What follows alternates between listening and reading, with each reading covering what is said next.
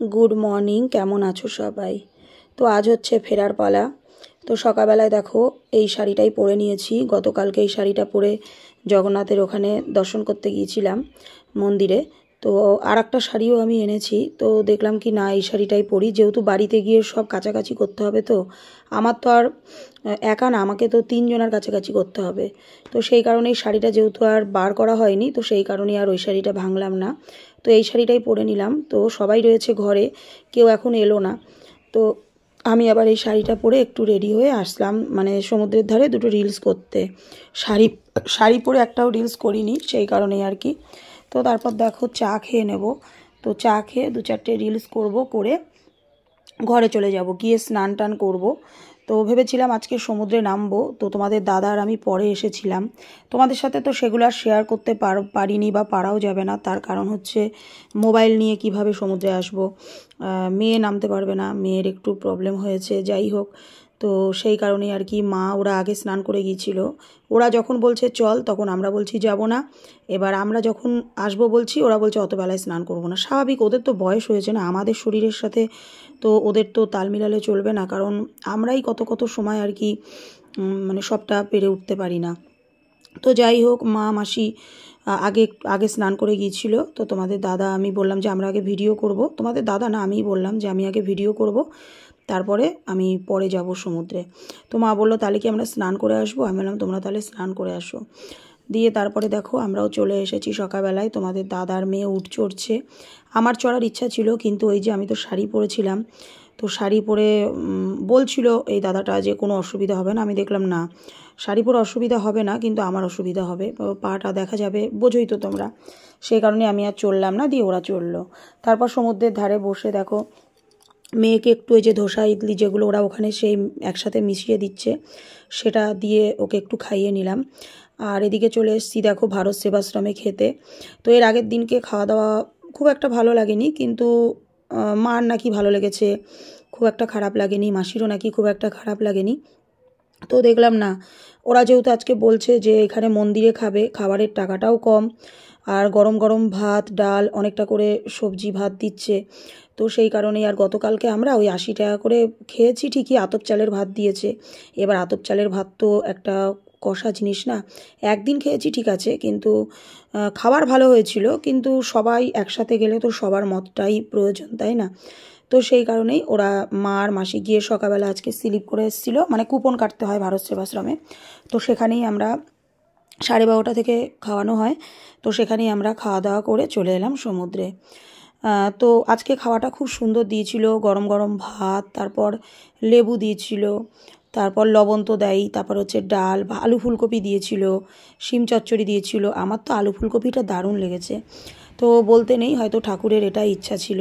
তো আজকে খাবারটা সত্যি খুব সুন্দর হয়েছে। আর এর আগের দিন একটু খারাপ লেগেছিল আমার, কারণ ওই ডালের সাথে তরকারিটা বিনস আর আলুর তরকারি দিয়েছিল, তো এটাই, তাছাড়া কিছু না। সেই কারণে আমি বলেছিলাম খুব একটা ভালো লাগেনি।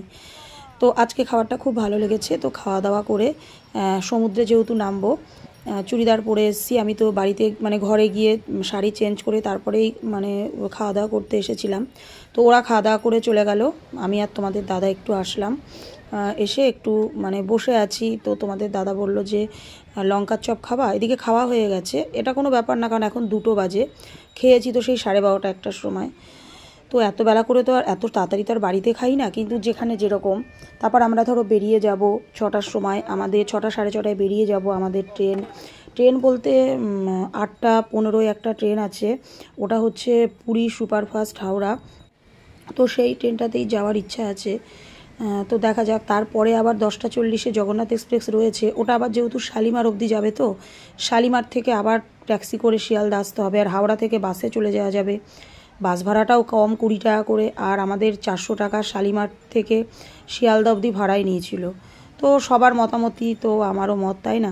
তো দেখলাম না, আমারও তো টাকাটা অনেকটা সেভ হবে আগের ট্রেনটা যদি ধরতে পারি। তারপর দেখো সমুদ্রের ধারে বালি দিয়ে একটা দাদা কি সুন্দর গণেশের মূর্তি করছে। পুরোটা কমপ্লিট হয়নি, গণেশের নিচের শ্যুটটা আর কি বাকি ছিল। খুব সুন্দর লাগছিল গো। আর্টিস্ট একজন, তোমাদের দাদা আবার 20 টাকা দিল। খুব ভালো লাগছিল, খুব সুন্দর গণেশটাই গেছিলো, মানে তৈরি করেছিল। তারপর দেখো লঙ্কার চপ হয়ে গেছে। কি এই পুরীতে দেখছি লঙ্কার চপগুলো কিন্তু খুব সুন্দর করছে, মচমচ করছে খেতে, গরম গরম বড় বড় লঙ্কার চপ, অসাধারণ। তারপর দেখো একদম 6:30টার সময় আমরা রুম ছেড়ে বেরিয়ে এলাম। এখন হচ্ছে পুরী স্টেশনে আছি। সবাইকে টিকিট কাটা হয়ে গেছে, সবাইকে এক জায়গায় লাগেজ ট্যাগেজ ব্যাগপত্র দিয়ে বসিয়ে রেখেছি। দিয়ে তোমাদের দাদা আর আমি এলাম মানে স্টেশনের বাইরে। খাবার নিতে হবে, ট্রেনে যেহেতু রাত্রে খাওয়া দাওয়া করতে হবে। তো নিয়ে নিলাম হচ্ছে চানা। পুরীতে নিল 40 টাকা করে প্লেট, আর এখানে নিল 30 টাকা করে। তবে এখানে পরিমাণটা অনেকটা বেশি দিয়েছিল, টেস্টও হয়েছিল খেতে। তো তিন প্লেট চানার তরকারি নিয়ে নিলাম, চানা মশলা। আর নিয়ে নিলাম হচ্ছে 20খানা রুটি। 5 টাকা করে রুটি এখানে। স্টেশনেও যা দাম, পুরীতেও দেখলাম সেই একই দাম, মানে হোটেলের ওখানে। তারপর দেখো আমরা ট্রেনে উঠে গেছি, বেশ ফাঁকা ফাঁকা, খুব সুন্দর লাগছে। ট্রেন ছেড়েও দিয়েছে। আমি আর মেয়ে ওপরে উঠে গেছি। মেয়ে শুতেও পারবে, আমিও শুতে পারবো, পাটা ছড়িয়ে বসতে পারবো, তোমাদের দাদাও বসতে পারবে। আর নিচে তো মা মাসি সবাই রয়েছে। তো এই যে তোমাদের দাদা তো বলছে কি খেয়ে নিতে, তো দেখলাম তাহলে খেয়েই নিই। এই টাইমটায় সবাই দেখলাম খেয়ে নিচ্ছে, পরে কারণটা বুঝতে পারলাম। পরে আসলে ট্রেনটায় ভিড় হয়েছিল, কিন্তু জগন্নাথ এক্সপ্রেসে কিন্তু আমরা অনেক ফাঁকা ফাঁকা সুন্দরভাবে গিয়েছিলাম।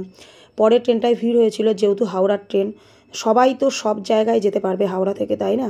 আর শালিমার স্টেশনটা একটু ফাঁকা ফাঁকা, একটু ব্যাক সাইড, ওর জন্য শালিমারের ট্রেনটা কিন্তু প্রচণ্ড ফাঁকা এসেছিলো। হয়তো জগন্নাথ এক্সপ্রেস যেতেও ফাঁকা। আমরা তো প্রথমে ভেবেছিলাম আমরা এই ট্রেনে আসতেই পারবো না, হয়তো পরের ট্রেনে যেতে হবে, যা ভিড় ছিল, যেহেতু জেনারেল কম্পার্টমেন্ট। কিন্তু না, তোমরা দেখতেই পাচ্ছ আমরা ভালোভাবেই এসেছি। পরে একটু ভিড় হয়েছিল ট্রেনে, কিন্তু আমাদের জায়গা নিয়ে তো আমরা এসেছি, আমাদের কোনো সমস্যা হয়নি। তো তারপর দেখো খাওয়া দাওয়া করে নিচ্ছি এবার। তারপরে আর কোনো ভিডিও তোমাদের সাথে শেয়ার করিনি। একেবারে হাওড়ায় নেমে টয়লেট সবাই করে নিল। তারপর মানে সবাই টয়লেট সারার পর যখন বেরিয়ে এসেছি, তখন দেখছি বন্দে ভারত এক্সপ্রেস দাঁড়িয়ে রয়েছে। তো কি আর করা যাবে, তোমাদের দাদাকে বললাম সবাই ছবি টবি তুলছে, চলো আমরাও একটু তুলে নিই। একটা থাম্বনেলও তো লাগাতে পারবো, সবাইকে তো বলতে পারবো যে পরের বার যখন পুরী আসবো তখন হয়তো মানে ইচ্ছা থাকবে, ইচ্ছাটা থেকে গেল হয়তো বন্দে ভারতেই আসবো। তো এই আর কি। তো দেখতেই পাচ্ছ আমরাও ছবি তুলে নিলাম, মেয়ে আমি তোমাদের দাদা। তো ট্রেনের মধ্যে দেখছি সবাই উঠছে। তো এমন কিছু নয়, যারা গিয়েছে অনেকের ভ্লগার দেখি, বড় বড় ইউটিউবাররা বলে এমন কিছু নয়, ওই ট্রেনটা জোরে চলে, এটাই আর কি। সিটগুলো একটু মানে হেলান দিয়ে বসা যায়, ওই বাসের মতন, এই আর কি। আর পরিষ্কার পরিচ্ছন্ন বেশ। তবে ইচ্ছা থাকলেও নেক্সট টাইম যদি কখনও বাবা জগন্নাথ টানে পুরী আসতে পারি, যদি সেরকম হয় তাহলে জগন্নাথ এক্সপ্রেসে আসার। তো দেখো হাওড়া স্টেশনে নেমে এটাও তোমাদের সাথে শেয়ার করে নিলাম। Good morning. তো সকালবেলা থেকেই ভিডিও শুরু করলাম, এখন বাজে 11টা 11। তো বাড়ি পৌঁছালাম। এই যে সমস্ত ব্যাগপত্র, এই যে কী কাচতে হবে, জামা কাপড় মানে এসে সব খুললাম, আর এই ব্যাগের থেকে সব বার করতে হবে। আর সবাই সবার মতন চলে গেছে বাড়ি। এই যে তোমাদের দাদা, মেয়ে টয়লেটে মানে ব্রাশ করতে গেছে, এসে ব্রাশ টাশ করে আসলাম। গলা ফোলার অবস্থা দেখো। কিছুই তোমাদের সাথে শেয়ার করিনি, মনে হয় সেই বন্দে ভারত ট্রেন মনে হয় হাওড়ায়, তখন মনে হয় ভিডিও করেছিলাম, কে জানে, অত মনেও নেই আমার। আর এত জার্নি একদম ভালো লাগছিল না, আসার সময় সত্যিই খুব খারাপ লাগছিল। তারপর এদিক ওদিক অনেক সব ঘটনা, যাই হোক পরে তোমাদেরকে বলবো। আর এখন হচ্ছে আসার সময় ডিম নিয়ে আসলাম 3টে, আর 3টে পাউরুটি নিয়ে আসলাম। তো এখন চা আর ডিম টোস্ট করবো। তো করে আগে খেয়ে নিই, তারপর আস্তে ধীরে সব গুছাবো। তো চলো, ভিডিওটা আর বেশি বড় করছি না, আজ তবে এ পর্যন্তই। দেখা হচ্ছে আবার আগামীকাল না, ভুল বললাম, আমি একটু পর থেকে আবার ভিডিও শুরু করব। তো চলো পরে আসছি বলছি। চলো এখানকার এখনকার মতন টাটা।